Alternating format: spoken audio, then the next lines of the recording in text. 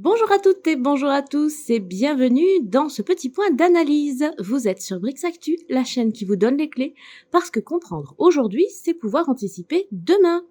Et lors de notre dernier récap, il y a eu un petit problème technique empêchant justement d'aller jusqu'au bout de notre analyse. Je reviens donc aujourd'hui sur la Russie, Macron, la dette française et surtout la menace qui sert de prétexte parfait pour la loi de programmation militaire et réquisition votée en 2023 par les parlementaires français. Je vous laisse découvrir tout cela en images. Et alors que l'on pensait que justement tout s'arrangeait dans le meilleur des mondes, patatras, la diplomatie française s'est encore faite remarquer. Nous sommes en guerre.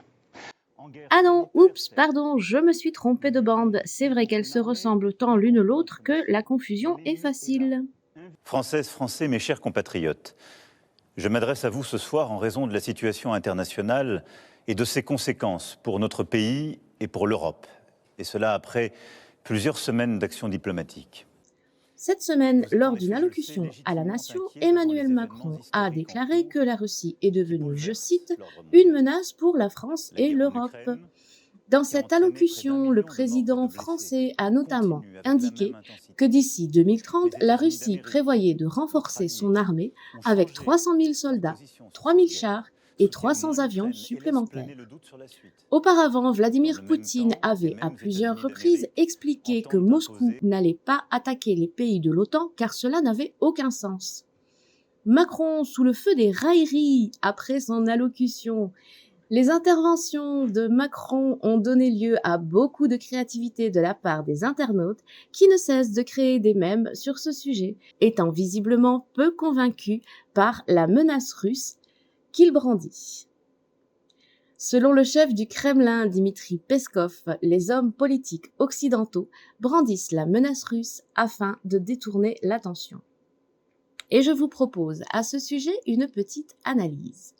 Mais repartons d'abord en 2017. En effet, cette année-là, le président français Emmanuel Macron a limogé le général Pierre Lejoly de Villiers, chef d'état-major, suite à sa déclaration.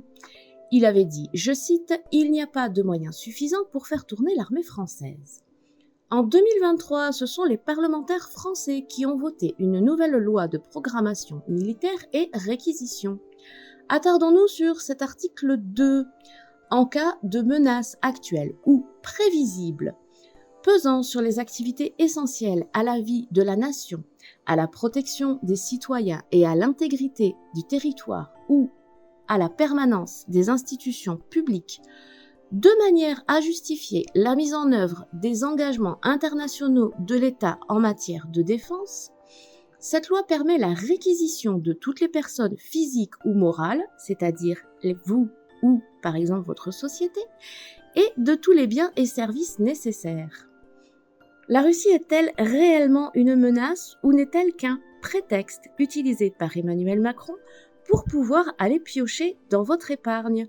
On sait que cette idée fait son petit chemin dans le monde politique français actuellement, sachant que la dette actuelle de la France est abyssale, elle dépasse 3 500 milliards d'euros, et que surtout la France fait de plus en plus face à une dépréciation de sa notation auprès des agences Standard & Poor's, Fitch et Moody's, ce qui rendrait la situation encore plus critique car des institutionnels ne pourraient plus acheter de dette française.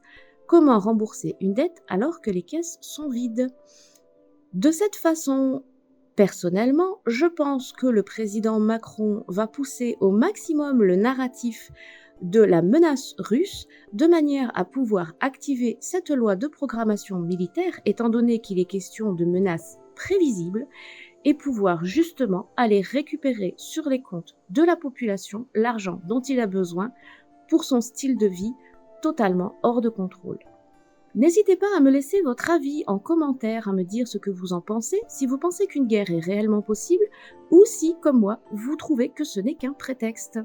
J'attends vos commentaires. Voilà les amis, c'est tout pour aujourd'hui. Vous pouvez retrouver toutes ces informations et beaucoup d'autres 24 heures sur 24 et 7 jours sur 7 sur notre canal Telegram Brix Actu. Le lien est dans la description. N'hésitez pas à liker et partager cette vidéo pour faire connaître autour de vous les infos des BRICS. Laissez-nous également un commentaire pour nous dire ce que vous avez pensé de cette édition et comment vous envisagez l'avenir. Abonnez-vous également à la chaîne pour ne manquer ni nos points, ni nos analyses, ni nos récaps de la semaine. Quant à moi, je vous souhaite avec un peu d'avance une très belle semaine. Je vous dis à très vite et n'oubliez pas, Carpe Diem!